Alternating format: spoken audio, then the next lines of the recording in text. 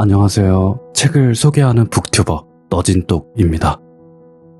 저는 읽기 힘든 고전 명작도 쉽고 편하게 접근할 수 있도록 독서를 콘텐츠로 표현하는 일을 하고 있습니다. 제가 두려움이 많은 편이기 때문에 내용을 전할 때 오류가 없도록 최선을 다하고 있습니다. 다만 저희가 책을 단순 요약하거나 대체하는 콘텐츠는 아닙니다. 종종 각색도 하고 해설도 곁들여서요. 책을 읽었을 때 비로소 완성되는 콘텐츠를 봤을 때 비로소 완성되는 독서가 될 수 있도록 그런 마음으로 만들고 있습니다. 최근에는 어쩌다 보니 종교 시리즈를 진행을 하다가 도교, 불교, 유교에서 기독교까지 오게 되었네요. 기독교에는 원래 편견이 많았습니다. 조금 더 솔직히 말하자면 기독교를 싫어했습니다. 그런데 그런 이유에서 기독교 콘텐츠를 하려고 마음먹었어요. 사실 이해가 잘 안 가시죠? 저는 원래부터 스스로의 편견에 도전하는 편입니다. 기독교만큼은 아니더라도요. 사실 불교, 유교도 개인적인 편견이 아주 많았던 중이에요.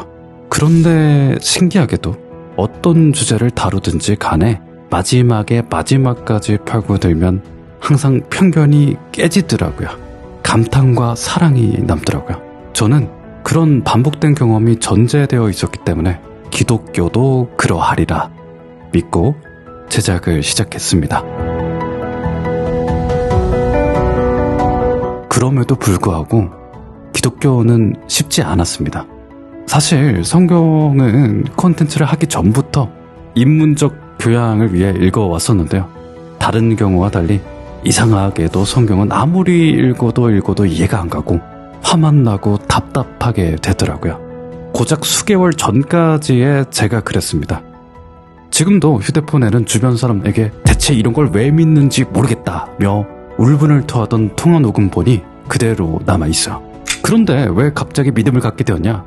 주님을 만났는가? 꿈에서 계시를 들었는가? 하면 맞긴 한데요. 이런 설명을 듣고 싶지는 않을 것 같아요. 오해도 생길 것 같고요. 저는 체험을 중요하게 생각하지는 않거든요. 성경, 특히 요한복음을 반복해서 읽다 보니 보이는 내용이 있었고요. 그 내용대로 성서를 읽다 보니 자연스럽게 믿음을 갖게 되었습니다. 성서에는 그럴 정도의 힘이 있습니다. 원래 콘텐츠를 준비할 때 논문을 굉장히 많이 찾아보는 편이고 이번에도 그렇게 했습니다. 성서학 관련 책도 많이 찾아봤고요. 참조 문헌은 꼭 영상 설명란에 넣어두고 있습니다. 그러나 가장 도움이 되었던 문헌은 사서삼경과 불경이고요. 카미의 반항하는 인간이요. 니체의 안티크리스트입니다. 농담이 아닙니다. 성경과 직접적으로 관련이 있는 참조 문헌 중에서는 성경 해석 교재의 바이블이라고 불리는 성경 해석학 총론이 기억납니다. 그 책의 인트로에서 저자들이 한 말이 대강 기억이 나요. 우리도 성서가 납득이 가지 않는다. 해결이 되기를 원하고 그렇게 된다면 받아들이겠다. 사실은 합리적인 유물론에 가까운 사고관을 가진 현대인이 많을 수밖에 없습니다. 히터도 스마트폰도 유튜브도 세상의 발전은 물질적으로 의심하고 증명하고자 하는 마음이 없으면 탄생할 수 없죠. 물론 저도 그런 시각을 가진 사람이었습니다. 하지만 이런 시각에서는 성경 독해가 쉽지 않습니다. 비합리적인 이야기가 많으니까요. 그리고 무엇보다 성경에는 분명히 다른 사람을 배척하라는 이야기도 글자로는 적혀있지 않습니까? 인간의 시선에서 마땅히 악하다고 평가할 수밖에 없는 그 이성적으로 도저히 이해할 수 없는 요소들이 가장 마음에 걸렸던 것 같습니다. 그러나 믿음을 갖게 된 지금으로서는 그 모든 악이 선을 향한 걸음이었구나 이렇게 이해하고 있습니다. 좋은 내용, 선한 내용이었기 때문이라고 믿습니다. 아무래도 사회적, 문화적 맥락도 있다고 생각을 해요. 이전 영상에서도 설명한 적이 있는데요. 대한민국은 지금 이데올로기가 무너진 죽음의 나라입니다. 지금 우리는 서양 사회가 깔아놓은 산업화 도로의 끝자락에 다다랐죠. 이렇게 물질이라는 우상이 무너져 내리니까 이제서야 허겁지겁 스스로를 돌아보기 시작하는 것 같아요. 지금 우리는요, 존재를 있는 그대로 사랑하는 능력을 잃어버렸습니다. 성과가 있어야, 타이틀이 있어야, 능력이 있어야만 사랑하고 사랑을 받는 시대가 되었죠. 이런 상황에서 본질과 아가페를 찾고자 하는 마음은 몹시 당위적인 일이라고 생각합니다. 사실은 처음에는 기독교인들이 이렇게 관심을 많이 가져주실지는 몰랐습니다. 저는 비기독교인을 대상으로 조금이나마 편견을 덜어내보고자... 아닙니다. 사실 앞에서 설명했던 것처럼 제가 제 편견을 덜어내보고자 하는 마음에 무리해서 진행했던 겁니다. 딱히 차별점이나 소구점이 있어서라기보다 그냥 제가 하고 싶어서 했습니다. 그래서 오히려 조회수가 잘 나올 거라고 생각을 하질 않았어요. 당연히 평소보다 훨씬 적을 것이라고 예상하고 제작을 시작했습니다. 그렇게 1편, 구약편은 비교적 가벼운 마음으로 만들었는데요. 그러나 2편, 3편, 4편은 당연히 제작하는 기간 동안 힘들고 무서웠습니다. 사실상 영상이 제작되는 텀을 고려하면 스크립트를 짜고 거의 수어 달 정도가 걸렸는데요. 정말 좀 두려웠습니다. 사람들이 어떤 반응을 할지 예상이 전혀 안 되는 상황이었거든요. 신앙적 배경이 없어서 강점이 되었던 영역은 아무래도 성서 해석입니다. 교회에는 지혜롭고 슬기로운 분들이 많지만요. 주님이 얘기하신 것처럼 성서에서는 어린아이의 눈으로 보아야 비로소 보이는 내용이 있습니다. 3편에서 예수를 우상이라고 표현한 건 해야만 했다고 생각을 합니다. 기독교식 사랑의 원리를 잘 담아낸 표현이라고 믿습니다. 과격한 해석이라고는 생각하지 않습니다. 하지만 과격한 표현, 일상화되어서는 안 되는 표현이라는 점에는 동의합니다. 기독교에는 표대와 얼굴 같은 단어가 이미 존재하니까요. 그러나 4편의 해석은 아직 의견이 분분한 것으로 알고 있습니다. 물론 제가 실력이 미천하다 보니 다소간의 실수나 오류가 있을 수는 있습니다. 다만 방법론에는 문제가 없으며 복음에 가까운 방식이라고 확신합니다. 혹시라도 방법론 자체에 치명적인 오류가 있다면 공개적으로 사과를 하려 합니다. 제대로 확인하지 않고 확실한 근거를 들지 않고 엉터리라고 일축하는 일은 누구나 할 수 있습니다. 그리스도인이라면 마땅히 할 수 있고 해야 하는 외침이기도 합니다. 그러나 목자님들이 해서는 안 될 말이라고 믿습니다. 오랜 기간 수많은 사람들이 유대인 박해의 근거를 성경과 교회에서 찾았습니다. 마녀사냥, 이교도 학살의 근거도 성경에서 찾았습니다. 잔혹한 학살자들 중에서는 예수를 믿는 기독교인이 많았습니다. 그러나 성경에서 악을 보고 악을 만들어내는 일은 선하신 주님이 한 일이 아닙니다. 인간이 저지른 일입니다. 그런 이유에서 성경을 다루고 전하는 전문가는 성경을 어떻게 보아야 할지 꾸준히 고민하고 다른 의견에 귀를 기울이고 타당한 논박을 나눠야 합니다. 평신도들은 몰라도 목자님들은 예수를 굳게 믿고 예수를 의심해야 합니다. 전하는 예수가 하늘로부터 왔는지 인간으로부터 왔는지를 의심해야 합니다. 제가 전하는 주님을 의심하듯 다른 사람이 전하는 주님도, 스스로가 떠올리는 주님도 의심해야 합니다. 저가 어떻게 틀렸는지 신도들에게 설명을 해주시길 바라고, 그래야 마땅하다고 믿습니다. 책으로서 성경만한 책이 있을까요? 가장 완전한 책이라고 믿습니다. 당연히 인간 사회의 보편적 가치가 담겨 있습니다. 제가 어디까지 얘기를 해야 할지 모르지만요. 그야말로 인문의 정수라고 믿습니다. 기독교적 교양은 사랑 아닐까요? 아니죠. 사실 기독교의 핵심이 사랑입니다. 예수님이 내려주신 계명이 그렇습니다.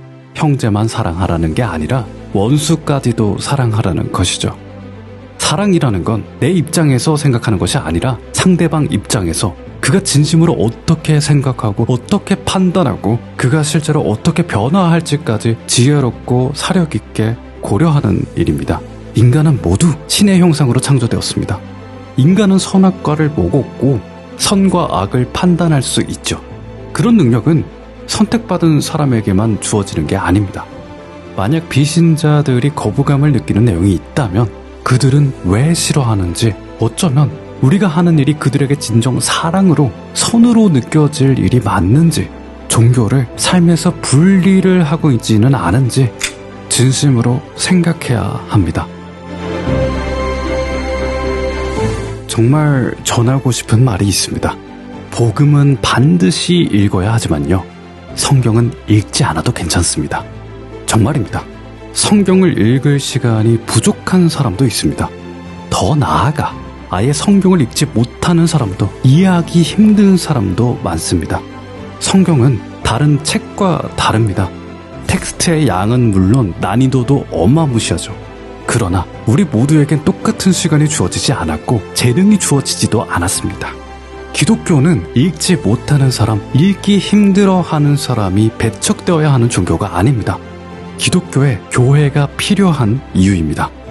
저는 신앙 공동체가 성경의 역할을 수행해야 한다고 믿고 할 수 있다고 믿습니다. 사실 성경만큼 아름다운 텍스트도 없지만 성경만큼 위험한 텍스트도 없습니다. 제 발언이 어떻게 느껴질지는 모르겠지만 현재의 성경은 오히려 일반인이 가벼운 마음으로 접근해서는 안 되는 텍스트라고 생각합니다.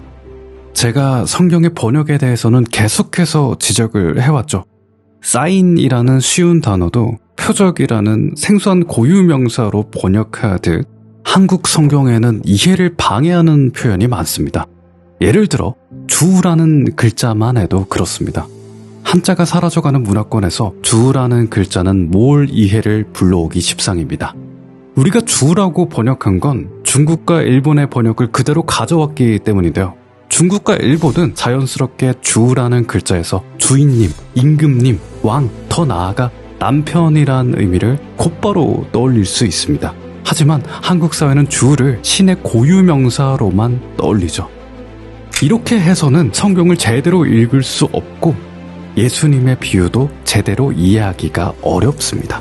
그러니 성경을 읽고자 한다면 21세기 이후에 번역이 된 성경을 읽어보시는 게 좋습니다. 이러니 저러니 해도 결국 성경은 기회가 된다면 읽는 게 좋으니까요. 하지만 결국 읽는 이유는 오직 하나, 가장 보잘것없는 자에게 사랑을 나눠야 한다는 진실을 깨닫기 위함입니다. 달리 말해서 성경을 읽는 일보다 가장 보잘것없는 자에게 사랑을 나누는 일이 비교도 안 될 정도로 훨씬 중요합니다. 저는 지금 이미 교회를 다니고 있습니다. 한 달 정도 되었습니다. 또 여러 목사님들, 신학 교수님들과 메일과 연락을 주고받으며 나름의 소통을 하고 있습니다. 다만 너진 똑으로서는 아무래도 이번 소통이 외부에 나서는 마지막이지 않을까 싶습니다. 제 채널의 특성상 아직 기독교라는 형식이 불편하실 사람도 많아서요. 저는 원래 하던 대로 계속 인문학을 다룰 겁니다. 인문학은요, 말 그대로 인간학입니다. 인간을 배우고 탐구하는 학문이 인간학입니다. 인간이 창조주의 형상대로 만들어진 것이 맞다면 인간과 그 본질을 파고드는 것은 그야말로 신학과 다르지 않다고 믿습니다. 그 과정에서 가장 중요한 키워드는 단연 사랑입니다. 저는 종교가 없는 시절부터 수년 전부터 콘텐츠에서 꾸준히 사랑을 전해왔다고 생각합니다. 에로스나 필로스가 아닌 아가페로서의 사랑이요. 저는 앞으로는 기독교나 그리스도를 말하지 않겠지만 주님이 전하시려고 했던 사랑은 죽을 때까지 계속 이야기할 겁니다. 하지만 말씀드렸듯 사랑은 그저 서로에게 최선을 다하는 마음이 아닙니다. 때로는 공의로 권면하고 변하는 시대와 상황에 따라 진실을 분간하는 지혜가 필요하죠. 그 모든 것이 사랑이라고 믿습니다. 기독교 내부로는 건강한 자극이, 기독교 외부로는 편견의 타파입니다. 저는 왜 기독교가 미움받는지, 왜 기독교가 사랑받아야 하는지를 명확하게 아는 몇 안 되는 당사자이기도 하고요. 또 단시간에 다수에게 어려운 정보를 조리 있게 말할 수 있는 몇 안 되는 사람이기도 하니까요. 어쩌면 제가 해야 하는 일이었겠다 싶기도 합니다. 사실 저는 안티크리스천으로 유명한 철학자들을 좋아하던 사람이고 지금도 아주 좋아하는 사람입니다. 아마도 이런 사람이 왜 기독교를 믿게 되었는가 하는 사실만으로 내외부적으로 관심을 갖고 생각을 할 수 있게 하지 않았나 생각합니다. 앞서 말했듯 사랑은 그 사람의 입장을 진심으로 헤아리는 것입니다. 현재 다수의 사람, 특히 젊은 층은요, 기독교인가 쓰는 언어와 세계관이 다르다는 진실을 알아야 합니다. 언어가 다르다는 것이 전제가 되어서 나의 언어로만 말하지 않아야 합니다. 만약 기독교의 언어로만 설득하려 든다면 그건 이기적인 소통으로 보일 수 있다고 믿습니다. 교인으로서 할 수 있는 일은 다 하지 않았나 생각합니다. 다만 예수님을 따르는 사람으로서는 앞으로도 제 나름의 사랑을 열심히 실천하고자 합니다. 못난 사람이 예수님을 닮으려고 노력하는 모습, 변화하는 모습이야말로 최고의 전도가 아닐까요? 다른 건 몰라도 구약을 꿰뚫고 예수님이 전하려고 한 교훈은 확실합니다. 다름을 사랑하라 입니다. 예수님은 자신에게 맡겨진 사람을 단 한 명도 잃지 않겠다 한 분이고 정말로 그 말처럼 그분은 유대인뿐만 아니라 모든 이방인을 사랑하셨습니다. 우리는 종종 보여지는 다름이나 타이틀에 속아 넘어가곤 합니다. 지금의 다름은 과거와 달리 그 형태가 많이 달라지지 않았나 생각을 합니다. 우리는 종교도 다르고 가치관도 다르고 나이도 성별도 직업도 다릅니다. 하지만 우리에겐 다름을 단죄할 권리는 없죠. 그분은 바람피고 몸을 팔고 가늠한 여인도 용서하셨습니다.